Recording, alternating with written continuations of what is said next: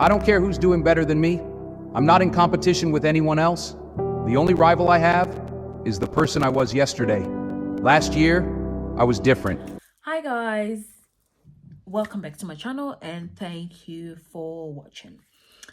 Hi, my name is Sungai. I am on this journey of just documenting my story and in many chapters, so this will be chapter 5. And if you like to know a little bit about me and where I'm coming from, feel free to watch the ones before and feel free to ask questions, to have conversations down below and start a dialogue. I have no formula for how to live your life, and I don't intend to have one for you.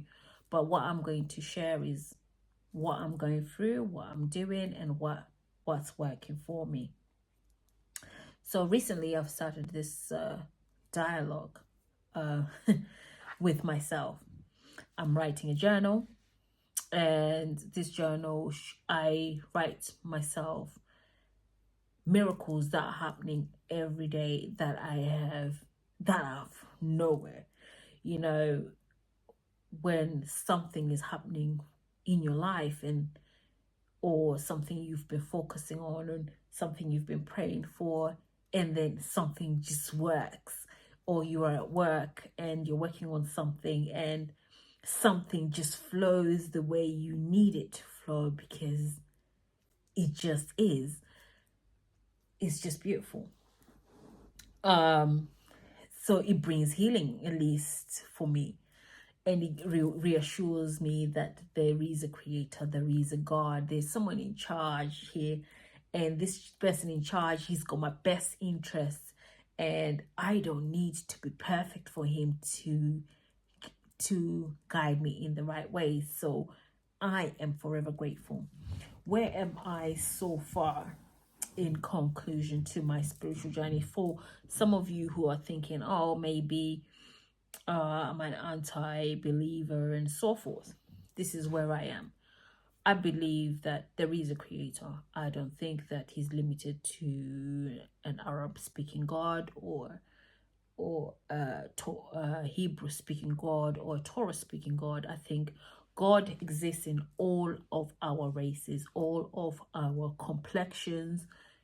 In as much as we are one race, we have a way to communicate with the supreme being that's individual to our ethnic diversities. And in our diversities, we have to individually connect with them the way we are. There is no right way to communicate with God. That's a control mechanism, because that's why we find the journey with Samson is different from the journey with David. That's why we see the journey with Samuel is different from the journey with Joshua. That's why we see the journey with Elisha is different from the journey with Isaiah. Then we see Ezekiel is different from the journey with Daniel. These are all journeys in their multiple ways. They did not have one way of following that way. And understanding that everybody has a role to play. I might take somebody to be a villain in my story. Does not mean they're a villain in God's story, because I am not the ultimate. However, they are a villain in my story. I can validate that in my story.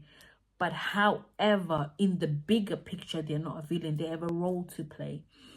In just like right now, our country is supporting wars in Ukraine and then supporting wars in Syria and other countries. In those countries, because of our agenda as a British country, we are seen as villains in those countries because we are harming their home, we're destroying their home, we're destroying their economy, we are destroying their healthcare system, their school, their children. We are destroying infrastructure, we are destroying things in order to give them something in their best interest. That's the idea behind it. Does that make us villain? No. But in their eyes, we are therefore villains. What I'm trying to say is that your expression or your experience with somebody does not ultimately alter the bigger picture. Just because we don't understand where the person's coming from does not make them bad. However, we don't denounce what they're doing as right because they are harming us. You have to say, no, you're harming me. That has to stop. Pack it in. You have to form that boundary. But long term, that's why we have to be quick to forgive, because ultimately, in the longer picture, it's because their intention was not to harm you, but it's probably self-preservation. But because we are not seeing their bigger picture, we also can only see things in our way. And if you're in my way, we're gonna only deal with that situation. We're gonna deal with behavior. We are not trying to be psychologists over here. We're just gonna handle it. Rightfully so. And it's your right to also do that. And I can't now judge you for rightfully reacting the way you wish to react. I have to respect that that's the best way they could react to things. Coming back to that, this is my journey. I am working on understanding that there's some experiences that I've given before I got to the chapter I am now of my life, of understanding, of being, exercising empathy, exercising patience, and exercising kindness, and being kind to myself. For me to get to where I am, for me to be here, it took time, it took effort, it took things to change, things to fall in place. It took also experiences, it took heartbreak, it took people to harm me, it took a lot of experiences to get me to a place where I am where I am. And I have to allow myself grace, and as much as I allow people grace to get to where they need to get, it might not be in the same place or at the same time. Going forward, I feel that when I'm sharing my stories, please take it with a pinch of salt. I'm not telling you how to live your life. And also, in my stories, in my journey, in my life stories, and I'm probably going to talk about short stories in the future. In anything I share on this channel, I'm going to let you know, not all Seventh-day Adventists experience this. Not the whole Seventh-day Adventist church is like this. And I'm talking about my experience based on myself. And never at any of this time do I think any of these people who negatively impacted me or positively impacted me think they meant ill.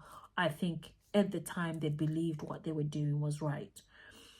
However, I want people who are in this situation to form protection over the people that God gave you to protect. When God gives you children, they're yours to protect, not for the community to protect. He gave them to you. So if you are the guardians of these little humans, of the people that are there, they need to remain safe in the core, in the nucleus they come from. And that's your job, to keep them safe. And if they're gonna find their way, you need to help them find the way, not show them the way. Keep them safe long enough so that they can be able to stagger and find the way. The same way every child starts walking at different times, at different ages, and when they're ready to start walking. Some of them start walking at 2, some walking a year, some walking less than a year. It's when they're ready. We just need to create a safe space for them to start walking. In other words, we need to create a safe space for them to find their way. So in saying this, I'm just going to urge everybody who is on a spiritual journey, or who is going through stuff, or who is figuring out what they want to do ultimately in this life, in this journey, that you can do anything you want to do. However, my job as a parent is to ensure that there's a safe enough environment for you to figure it out. And I remember even having discourses and conversations with some of the people I associate with here in Scotland, and they're talking about their children that they're now they're going on dates at the age of 11 and stuff like that. Oh my goodness, I need to stop them because they're still so young. I'm not trying to be a grandparent. I was like, but you shouldn't fear, because they have to figure out how to talk to the opposite gender, to a person outside of family, to a person who's not their cousin, to a person, because in this generation I've noticed that there's a lot of young men who lack social skills, who lack talking to the opposite gender.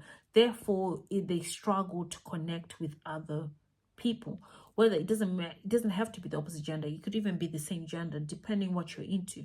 It could be anybody. You have to allow your children to make mistakes. And I, as a parent, when another child has made a mistake with your child, you need to allow them grace and then give them tools to navigate fixing a situation. I really recall, and I learned that from my mother, because when she realized that they were so extreme, she had she called me and had a conversation. She goes, I'm sorry for the experience you may have had with us, because we thought we were doing the right thing, and we really did. And I think they honestly believed they were. But for going forward from that, what I learned from that experience is that I don't need to, if it's right, it's going to be right. I don't need to be shouting on mountaintops. What's true, what's fact is fact. What is. The sky is blue. You can tell me it's green. Baby, you could be wearing glasses that are green. But what I'm fighting with you and telling you that it's green, it's blue, and you're saying it's green. Honey, we're both right. Because your glasses are impairing you to see the real clear sky, which is blue. But then you could turn around and say, no, the sky is white, because all you see is clouds. But because I'm in Scotland, the sky is blue in Scotland.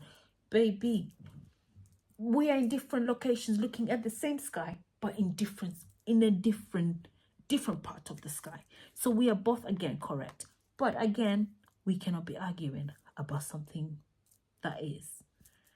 So what I've learned from that is that I'm taking it easy. I am going to respect my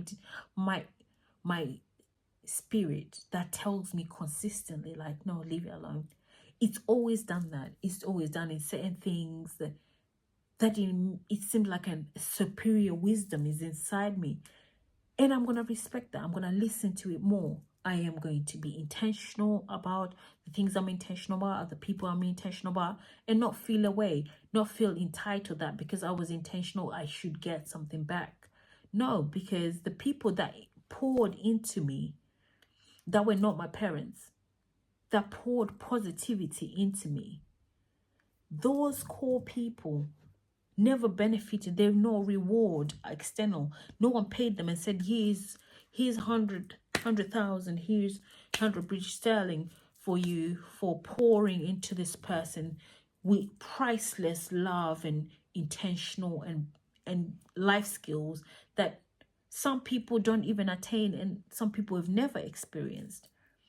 But what I also learned that it's beautiful to be passionate, and I will continue to be passionate in this life and the next. I'll continue to be passionate, and it's not something to be shameful about.